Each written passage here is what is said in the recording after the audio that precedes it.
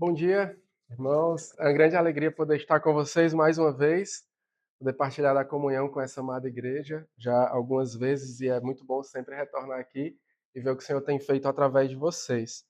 Hoje eu quero meditar com os irmãos e podermos assim expor um pouco o texto lá de Atos, capítulo 19, certo? Atos 19.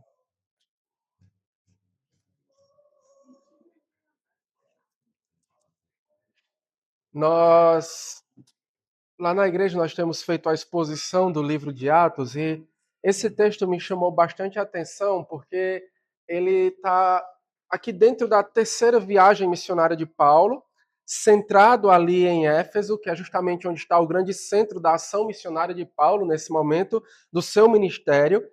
Ele tinha acabado de atravessar diversas cidades e em todas essas cidades que ele atravessa, sempre existem marcas, né, muito fortes do peso do ministério que Paulo carregava. Perseguição, ele enfrenta idolatria, oposição ao evangelho, ele passa por Filipos, Tessalônica, Bereia, por Atenas, por Corinto, e ele chega agora em Éfeso.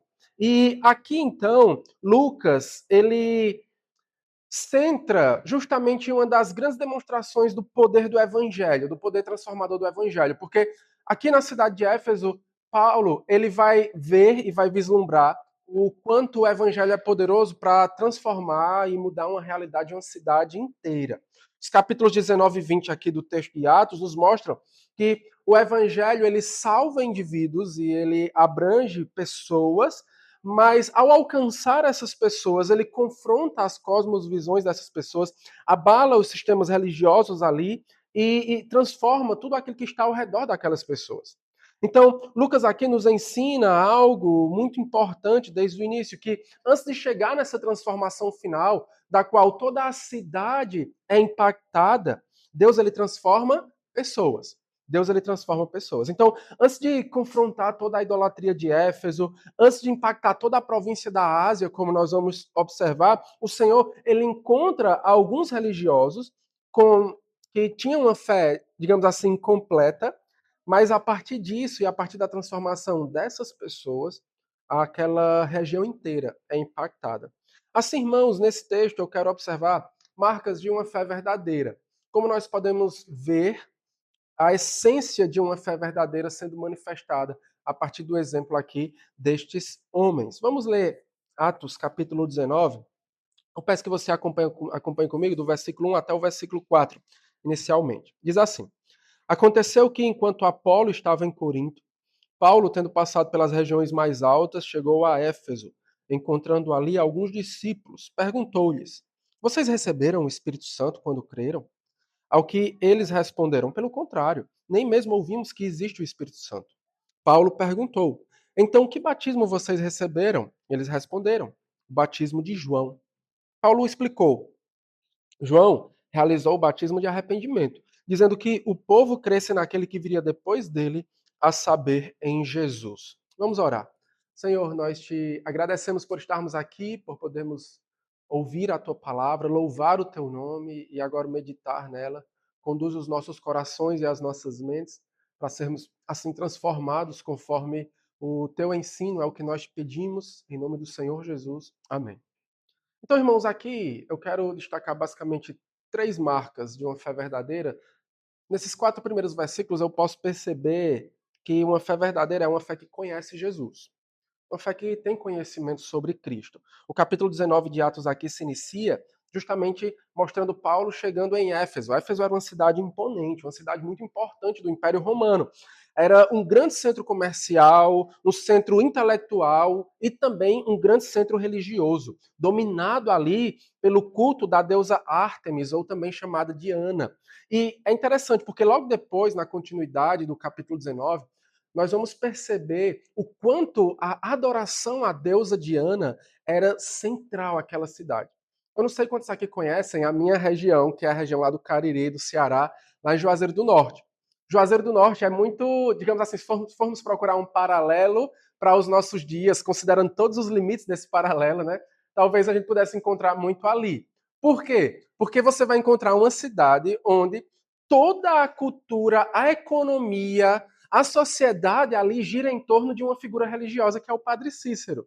Então, se você ir contra o Padre Cícero, ou seja, tirar o Padre Cícero da cidade de Juazeiro, você quebra completamente o turismo, você quebra a economia, tanto que você vai entrar no centro de Juazeiro, todos os comércios vai ter uma estátua de Padre Cícero na frente. Por quê? Porque aquela região está centralizada justamente na adoração àquela figura. E era muito parecido com o que acontecia aqui em Éfeso. Então, você ir contra a deusa Diana, você estava mexendo não apenas no aspecto religioso daquele lugar, mas você estava mexendo no aspecto cultural, turístico, econômico. As pessoas se sustentavam, a prosperidade deles vinha em torno da cultura de adoração à deusa Diana. E aqui Lucas ele mostra que antes do evangelho avançar para a cidade e chocar toda essa realidade daquela cidade, ela busca trazer uma renovação espiritual na vida destes indivíduos. Aqui nós temos um texto que vem logo em seguida daquilo que aconteceu anteriormente, quando vai sendo apresentado Apolo. Apolo ele estava em Corinto e Paulo então vai para Éfeso e o texto nos diz que ele encontra ali alguns discípulos. A princípio, então, pode nos causar uma certa surpresa, porque Lucas chama aqueles homens de discípulos. Mas no que a gente leu do texto, deixa bem claro que, embora eles sejam chamados de discípulos, eles não tinham compreendido a plenitude do evangelho. Nós temos aqui um quadro interessante, porque nós temos homens sinceros, homens religiosos, nós temos homens que eram arrependidos dos seus pecados, porque o batismo de João pregava arrependimento de pecado, mas a compreensão deles do todo do evangelho era incompleta. Por quê? Porque eles tinham parado em João Batista. Eles ainda não tinham contemplado a mensagem da plenitude do Senhor Jesus. Então, a primeira pergunta de Paulo aqui é bem reveladora, né? Vocês receberam o Espírito Santo quando creram? A questão aqui não é se o Espírito Santo é uma segunda bênção reservada a alguns cristãos, como se pudesse existir receber o Espírito Santo sem ser salvo pelo Senhor Jesus. Até porque em toda a teologia do Novo Testamento nós percebemos que o Espírito Santo é algo inseparável da conversão genuína.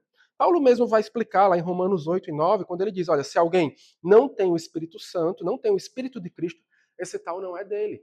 Então não tem como ser salvo e não ser batizado pelo Espírito Santo. A pergunta de Paulo aqui funciona muito mais, diante do contexto da igreja do primeiro século, como um diagnóstico espiritual daqueles discípulos. Ele busca identificar em que posição está a fé daqueles irmãos, como era a fé deles, né? Se a fé deles era uma fé completa ou se era apenas ainda baseada na expectativa de um Messias que viria e que traria a salvação. E a resposta deles é bem surpreendente, né? Nem mesmo ouvimos que existe o Espírito Santo.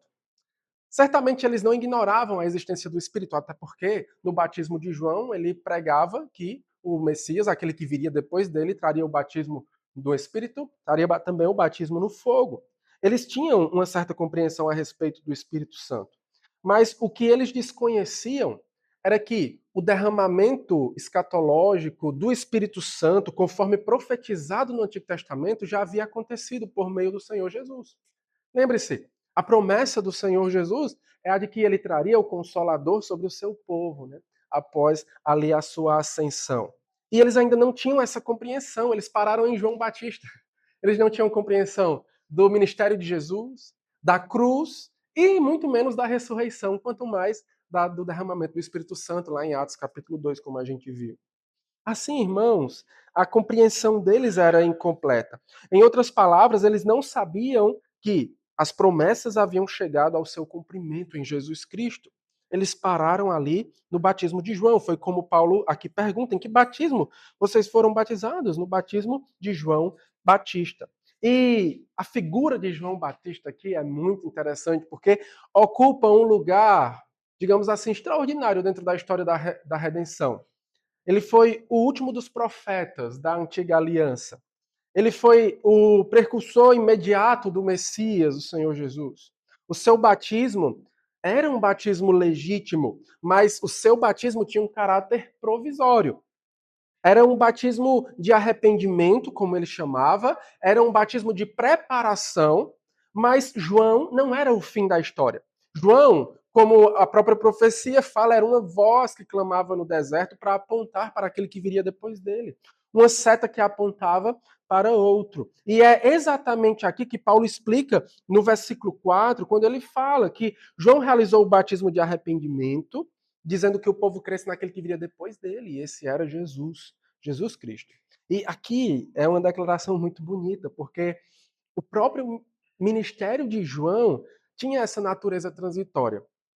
Sua mensagem nunca foi, pensem em mim ou olhem para mim, mas a mensagem de João era muito clara, que ele cresça e que eu diminua. Olhem para Jesus. João, ele sabia e ele tinha consciência que ele existia para diminuir, para que Cristo pudesse crescer, para que Cristo pudesse aparecer.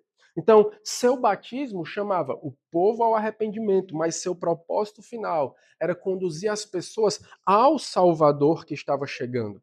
E aqui então Paulo meio que conclui na vida daquelas pessoas, daqueles discípulos, o que João realmente estava para fazer aqui na terra.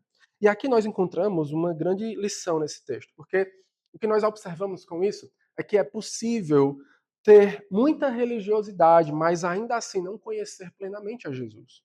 Aqueles homens, eles eram discípulos, eles eram sinceros, eles tinham arrependimento, eles tinham um conhecimento da Escritura. Nós podemos ver que eles tinham um desejo de poder servir a Deus, mas faltava a eles a compreensão do centro do Evangelho, que é Jesus Cristo, o Messias crucificado, o Messias ressurreto, que foi exaltado e que derrama o Espírito Santo sobre o seu povo. Assim, isso continua falando muito aos nossos dias, porque existem muitas pessoas que podem possuir uma fé parecida com a desses discípulos aqui em Éfeso.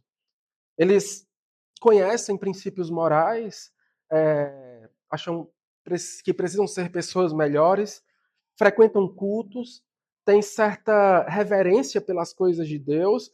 É interessante, tem pessoas que até mesmo chegam a abandonar certos pecados mais externos, mais públicos, mas nunca compreenderam verdadeiramente quem é Jesus e o que Jesus realizou de fato. Porque uma religião incompleta, ela pode produzir pessoas moralmente qualificadas, pessoas moralmente reformadas, mas somente Jesus pode produzir homens e mulheres regenerados, homens e mulheres transformados. A essência do cristianismo, então, não é simplesmente arrependimento ou religiosidade. É interessante pensarmos sobre isso, porque a essência do cristianismo está baseada em uma pessoa, em Jesus, na participação em Jesus das bênçãos da nova aliança que foi inaugurada por ele. Isso nos leva justamente a pensarmos justamente em onde começa o evangelho. O evangelho ele não começa nas nossas necessidades. O evangelho não começa nos nossos problemas que precisam ser resolvidos. Mas o evangelho começa no conhecimento do Senhor Jesus. Por isso que a fé verdadeira é uma fé que conhece a Jesus. Esses irmãos, esses discípulos de Éfeso, eles tinham uma certa disposição, mas a fé deles era incompleta, porque a fé verdadeira precisa conhecer a Jesus, precisa conhecer a Cristo. Por isso que a pergunta fundamental não é como nós podemos resolver os nossos problemas, mas a pergunta fundamental é quem é Jesus Cristo? Como eu posso me relacionar com ele? Porque o cristianismo, e isso, estudando o livro de Atos, a gente vê, porque a grande mensagem do evangelho, a grande pregação do evangelho no livro de Atos feito pelos apóstolos, não é sobre, olha, vocês são pecadores e a gente precisa resolver o problema de vocês. Mas a grande mensagem que a gente vê, que perpassa, é justamente o anúncio de um rei que ressuscitou, de um rei que veio ao mundo, que cumpriu todas as promessas de Deus e que morreu pelos nossos pecados, que ressuscitou dentre os mortos e que está entronizado à destra de Deus. A grande mensagem está centralizada em Jesus. E esse rei, ele exige de nós arrependimento, exige de nós obediência e adoração. Então, uma fé que para antes de Jesus é uma fé incompleta, uma fé que não chegou ao seu destino. Assim, irmãos, para compreendermos justamente esse poder do evangelho transformador capaz de mudar a realidade de uma cidade inteira, precisamos primeiramente entender que esse evangelho perpassa por pessoas que conhecem a Jesus. Uma fé verdadeira é uma fé que conhece a Jesus. leva pessoas religiosas ao encontro do verdadeiro Jesus. Assim, nós precisamos refletir sobre isso. Nós temos conhecimento intelectual de coisas de Jesus, ou nós realmente temos conhecimento, e eu falo de conhecimento no sentido de relacionamento com Jesus Cristo crucificado, vivo, ressurreto e entronizado. Porque a fé verdadeira, ela não termina na religiosidade. Ela não termina nem mesmo no arrependimento em si mesmo. Mas a fé verdadeira termina e encontra sua plenitude, sua satisfação em uma pessoa, que é Jesus Cristo. E para isso precisamos conhecê-lo. Mas vamos continuar o texto? Leia comigo a partir do versículo 5. Ele nos diz assim: Eles, tendo ouvido isto, foram batizados no nome do Senhor Jesus. E quando Paulo lhes impôs as mãos, o Espírito Santo veio sobre eles, e tanto falavam em línguas como profetizavam. Eram ao todo uns 12 homens. Interessante. Então, eles conhecem a Jesus. A fé verdadeira inicia justamente nesse conhecimento de Jesus.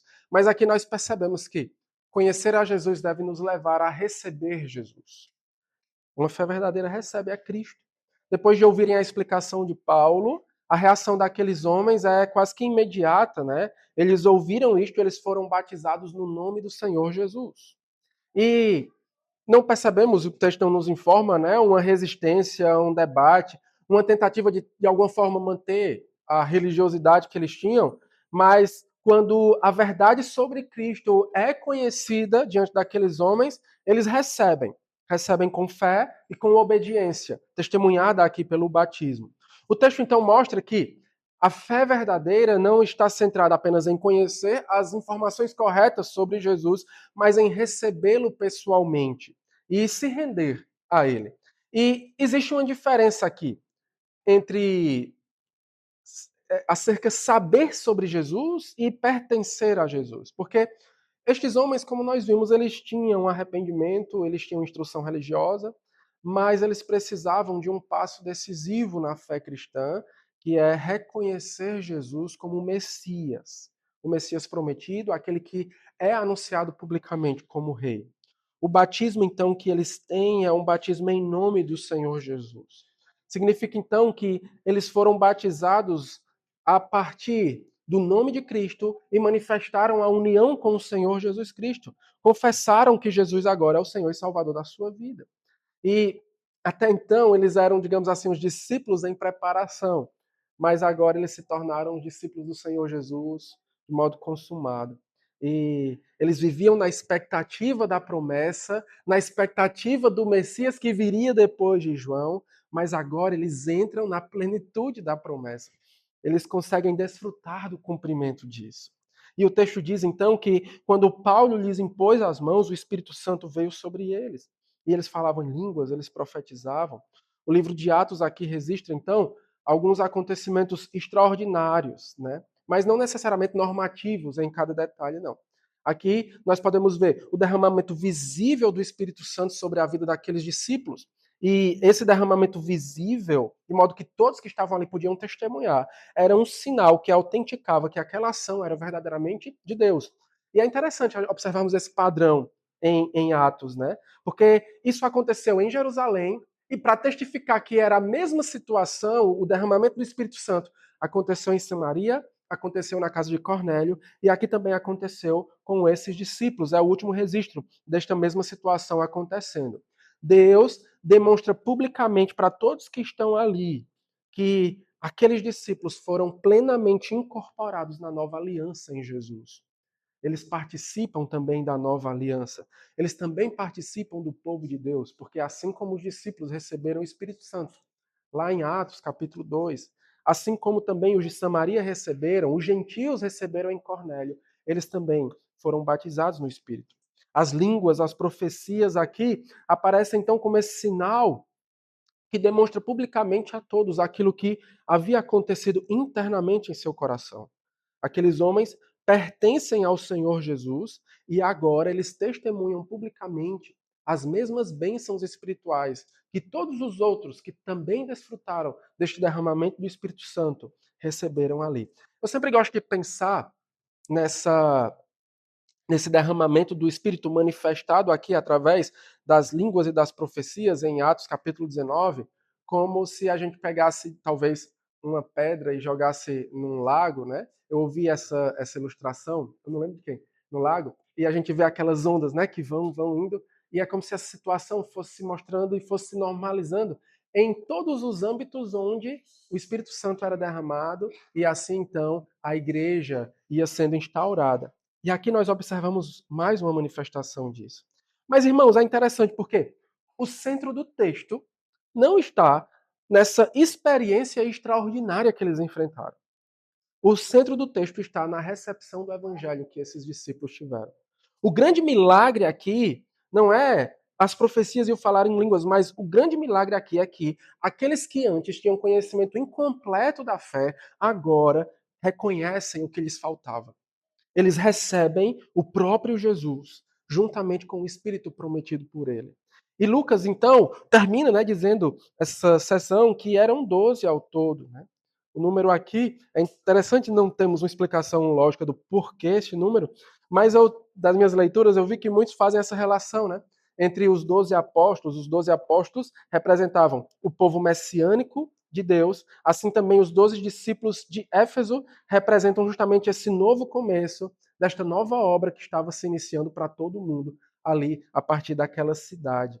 Deus estabelece aqui um núcleo de discípulos que estavam agora, que conheciam sobre Jesus, que receberam a Jesus e estavam plenamente rendidos a Ele para fazer e testemunhar de Jesus.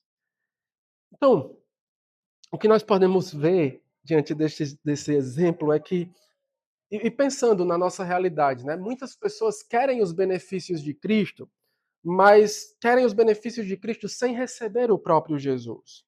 E eu converso com muitas pessoas e muitas chegam para mim e falam sobre isso. Olha, pastor, eu quero a paz, eu preciso de paz, né? Eu quero esperança, eu preciso ser consolado, eu quero as bênçãos sobre a minha vida. Mas as pessoas querem tudo isso, mas não entendem que tudo isso é consequência de se dobrar sobre Jesus e de se curvar diante do Senhor Jesus. Reconhecê-lo como verdadeiro Senhor. De modo que o evangelho ele não oferece apenas todas essas bênçãos, como se a gente pudesse apenas pegar parte do evangelho, mas o evangelho ele nos chama a um relacionamento de submissão com Cristo, de adoração, de comunhão com o Rei Jesus. A essência da fé cristã está, então, em conhecer a Jesus e recebê-lo como em toda a sua plenitude, né, sobre a nossa vida.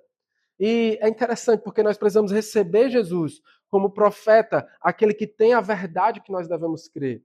Devemos receber Jesus como sacerdote, aquele que realizou a obra que nós não poderíamos fazer. Mas também devemos receber ele como rei sobre a nossa vida. Aquele que diz e que dita a quem nós devemos servir, como nós devemos servir e como deve ser a nossa vida. E Cristo ele não pode ser dividido, né? Nós não podemos receber apenas partes de Jesus. Nós não podemos receber apenas o perdão de Jesus, mas rejeitar a sua autoridade, o seu senhorio para comandar a nossa vida. Nós não podemos receber apenas as promessas de Jesus, mas ignorar os mandamentos dele, né? A fé verdadeira, ela recebe Jesus por inteiro, por inteiro. Receber Jesus de modo pleno. E esses irmãos aqui em Éfeso testemunham justamente isso. Eles têm um conhecimento incompleto, mas a partir do momento que eles conhecem Jesus, eles recebem Jesus de modo pleno e isso é manifestado em suas vidas. Irmãos, então, é, é, nossa fé não pode ser apenas uma fé, digamos assim, religiosa, baseada apenas em nossas práticas e baseada apenas, como a gente viu, né, no que eu posso fazer ou não, ou no que eu posso receber ou não de Jesus. A nossa fé precisa estar baseada justamente na pessoa do Senhor Jesus, em recebê-lo de modo pleno e se submeter a ele. Conhecer a Jesus é indispensável, mas esse conhecimento de Jesus vai se tornar completo em nossas vidas quando nós verdadeiramente recebermos ele em nosso viver. Iluminados pela verdade, recebermos o Senhor ressuscitado para viver em união com ele. E aí a religião vai dar lugar à vida. A expectativa vai dar lugar ao cumprimento mesmo. Essa fé incompleta se torna uma fé verdadeiramente cristã. E aí sim a nossa vida vai ser moldada em práticas, em boas obras e em ações que manifestam a glória do Senhor Jesus. Então, irmãos, precisamos conhecer a Jesus, mas também precisamos recebê-lo em nossas vidas. Mas vamos ler, terminando aqui o texto, a partir do versículo 8. O texto nos diz: durante 3 meses, Paulo frequentou a sinagoga, onde falava ousadamente, discutindo e persuadindo a respeito do reino de Deus. Mas, como alguns deles se mostravam teimosos e descrentes, falando mal do caminho diante da multidão, Paulo se afastou deles e, levando consigo os discípulos, passou a falar diariamente na escola de Tirano. Paulo fez isso durante 2 anos, de modo que todos os habitantes da província da Ásia ouviram a palavra do Senhor, tanto judeus como gregos. Ai, que bênção. Então, eles conheceram sobre Jesus, né? Conhecimento incompleto, mas eles tiveram conhecimento pleno de Jesus.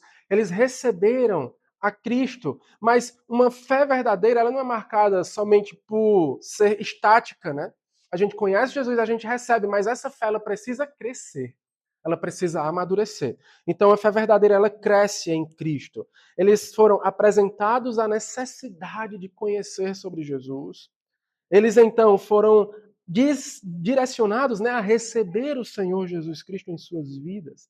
Mas uma fé cristã, ela não é, digamos assim, um conceito estático, né? A fé cristã, ela está sempre envolta em movimento, porque ela precisa crescer, amadurecer, ela precisa se aprofundar em Cristo, no Senhor Jesus.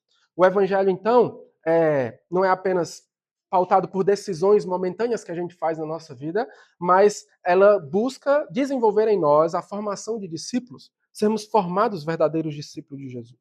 Então o texto diz que durante 3 meses, Paulo, na sinagoga, ensinava a respeito do reino de Deus. Ele estava falando ousadamente, discutindo, persuadindo a respeito do reino de Deus. Mais uma vez aqui, o centro da mensagem apostólica de Paulo é o reino de Deus. Paulo não estava para eles apenas falando de melhorias de vida e tal, experiências religiosas extraordinárias, mas ele falava e pregava sobre o reino de Deus. Jesus como rei entronizado e que todos os homens precisam se submeter a ele com fé e arrependimento. Aqui, o texto diz que ele falava, ele discutia, ele persuadia. Eu gosto de chamar a atenção para estas palavras, porque essas palavras nos mostram o movimento intelectual da fé. Eu acho interessante, porque o evangelho fala de consistência, né? De confrontar pressupostos, de responder questões, né? Chama pessoas à rendição a Jesus, mas uma rendição que não envolve apenas, digamos assim, o nosso coração e as nossas emoções, mas que o nosso coração e as nossas emoções são rendidas porque a nossa mente também foi rendida ao Senhor Jesus. A fé cristã, ela não é um salto no escuro, né, em pleno escuro e vazio, mas é uma resposta que está fundamentada na verdade de Deus, que pode ser explicada, né? É uma resposta consciente, envolve o nosso entendimento. E Paulo aqui pregava isso, tentando mostrar e expondo a verdade da Bíblia para aqueles que estavam ali. Mas o evangelho nunca deixa as pessoas neutras, né? Ou as pessoas vão responder positivamente ou não. O evangelho vai exigir uma resposta. Não tem como você ouvir sobre o evangelho de Cristo e simplesmente permanecer neutro diante disso. Ou você vai se submeter a ele ou não. E aqui, durante toda a caminhada do ministério de Paulo, mais uma vez isso se manifesta. O evangelho traz essa divisão. Alguns estavam teimosos e descrentes. Alguns falavam mal do caminho e inflamavam a multidão. E aqui eles estavam endurecidos mesmo, obstinados, resistentes contra Jesus. E é interessante porque o mesmo sol que amoleceu o barro do coração daqueles discípulos é o mesmo sol que endurece, né, o coração desses. O evangelho não deixa as pessoas indiferentes. Então, Paulo ele decide se afastar. Mas o que é que ele faz? Ele leva consigo aqueles discípulos. Leva consigo para a escola de Tirano, né? Parece um detalhe simples aqui, mas é algo muito importante, porque Paulo, ele não se limita apenas a, vocês precisam conhecer sobre Jesus, então, vocês precisam crer e receber Jesus, mas Paulo entendia que aqueles discípulos precisavam ser discipulados. precisavam amadurecer na fé. Eles precisavam, então, ser e desenvolver um processo de formação contínua em Cristo. E o texto nos diz que esse processo demorou ali 2 anos, né? 2 anos daqueles homens diariamente indo à escola de Tirano aprender a respeito de Jesus. E isso é interessante, porque nossa cultura, né, nossos dias é marcado muito pela pressa e pela superficialidade, né? Tanto que se um vídeo dura mais de 1 minuto, talvez a gente já perde um pouco a atenção e a gente já bota 2 vezes, né? Talvez passa mais rápido. E a gente quer aprender o que o cara tá falando no vídeo, o que a pessoa tá falando no vídeo, mas a gente não quer gastar o tempo de estudar tudo aquilo, né? Então você vai assistir uma videoaula, né? Parece ser um terror de passar 30 minutos ali assistindo algo. Então, a gente é marcado por isso, né?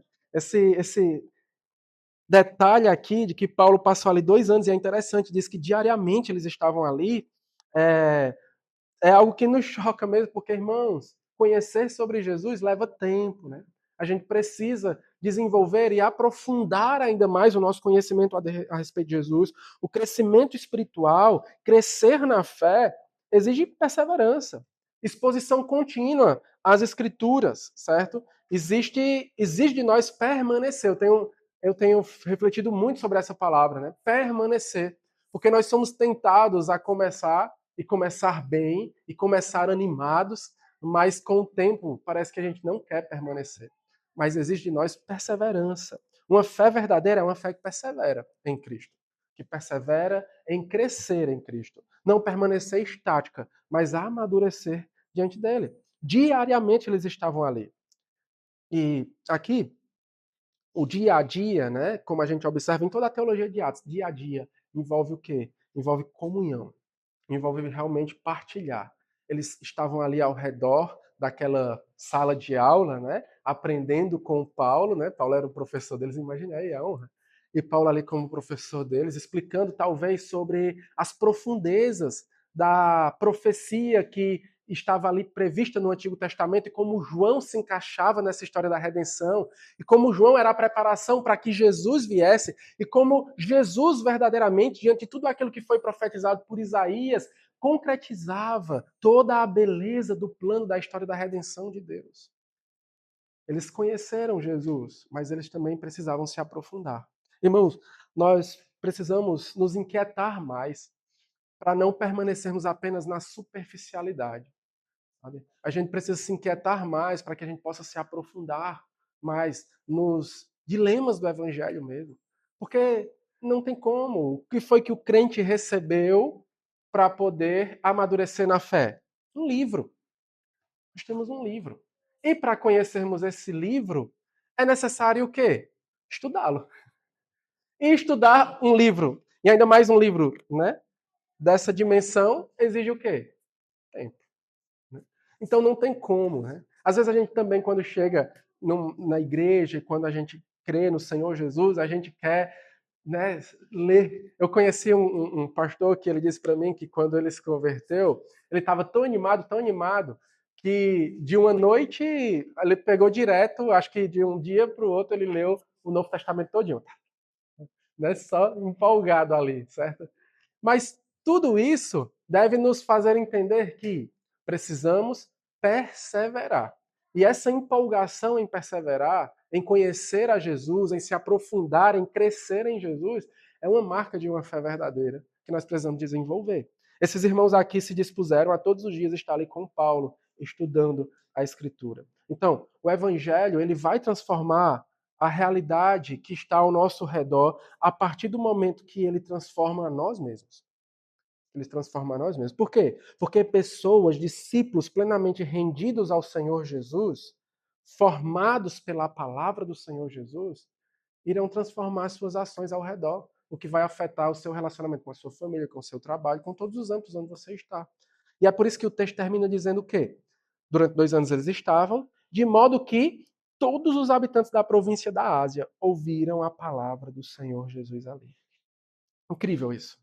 Porque nós desejamos transformação social no nosso país, renovação cultural, avivamento em nossas cidades, desejamos famílias restauradas, desejamos a violência diminuída, desejamos as injustiças sendo combatidas, os valores bíblicos sendo reconhecidos e influenciando ao nosso redor. E tudo isso, irmão, é legítimo e precisamos desejar mesmo, mas Atos nos ensina que Deus, ele normalmente não começa transformando tudo isso. Deus, ele começa transformando pessoas, corações, discípulos. Antes de toda a cidade de Éfeso e toda a província ali ser impactada pelo evangelho, Deus passou ali 2 anos numa sala de aula, através do apóstolo Paulo, formando aqueles discípulos. Antes de mudar a cultura, Deus mudou o coração daquelas pessoas. E assim, irmãos, é interessante refletirmos, porque Paulo, ele permaneceu ali naquela escola, ensinando aquele grupo de discípulos. E nem talvez ele tivesse noção disso, mas a partir daquele grupo bem formado, toda aquela região foi alcançada pelo evangelho. Irmãos, discípulos que conhecem Jesus, que recebem Jesus e que crescem nele, discípulos bem formados na fé, são testemunhas eficazes do evangelho. É o processo natural. Como até Paulo mesmo vai nos ensinar lá em Efésios capítulo 2, como a gente leu aqui no final daquele texto, né, no capítulo do versículo 10, a partir do momento que a graça e a misericórdia de Deus nos alcança e pela fé nós somos salvos, o nosso resultado natural como novas criaturas, como nova criação de Deus é as boas obras. Não tem como. É as boas obras. Então, discípulos bem formados na fé vão realmente ser testemunhas eficazes de Jesus. E como testemunhas eficazes de Jesus, nós seremos então a causa e o motivo para que as pessoas não permaneçam inertes ao Evangelho. Tomem uma decisão, quer seja se submetendo a ele, ou até mesmo como a gente viu aqui, né? Odiando o Evangelho. Mas de alguma forma elas serão alcançadas por Jesus. Mas isso perpassa primeiramente por nós. Antes de querer que toda a realidade ao nosso redor seja transformada, todo o mundo, todo o nosso país seja transformado, antes de querer tudo isso, nós precisamos aplicar o evangelho em nossas vidas e fazer com que esta fé verdadeira seja uma marca presente em nós. Porque nós conhecemos Jesus, nós recebemos Jesus e nós crescemos nele. Nós nos aperfeiçoamos nele. Talvez a maior necessidade hoje não seja mais eventos, mais programas, impulsionadores. Talvez a maior necessidade hoje seja aquilo que aconteceu aqui na escola de Tirano. Homens e mulheres rendidos a Jesus, formados pela palavra, que crescem na fé verdadeira em Cristo. E assim, quando a igreja, né, ela busca desenvolver verdadeiros discípulos, ela tem poder para alcançar muito mais do que nós podemos imaginar. Eu fico pensando, né? Imagine aí, se com 12 homens aqui eles conseguiram impactar uma província inteira. Imagine nós, né? O que nós podemos fazer se formos verdadeiramente dispostos a conhecer a Jesus, receber Ele, crescer, amadurecer na fé em Cristo. Que o Senhor assim nos conduza a crescermos continuamente em Jesus. Vamos orar, irmãos. Senhor, nós te agradecemos pela tua palavra. Obrigado, ó Pai, porque o Senhor nos ensina através dos relatos que nós observamos aqui no livro de Atos, a partir do ministério do apóstolo Paulo, bem como também desses discípulos que se renderam completamente a Jesus e dedicaram as suas vidas a aprender mais sobre Cristo e a serem testemunhas eficazes de Jesus. Que nós venhamos a entender, ó Deus, que antes de tudo isso e antes de podermos querer ser a solução de todos os problemas ao nosso redor, precisamos, ó Pai, assim, olhar para nós mesmos, para o nosso coração e para a nossa situação diante do Senhor, que possamos, assim, ó Pai, te conhecer. E te conhecendo, ó Deus, possamos receber ao Senhor Jesus em nossas vidas e crescermos continuamente nele. Nos dá maturidade, Senhor, para que possamos perseverar na fé.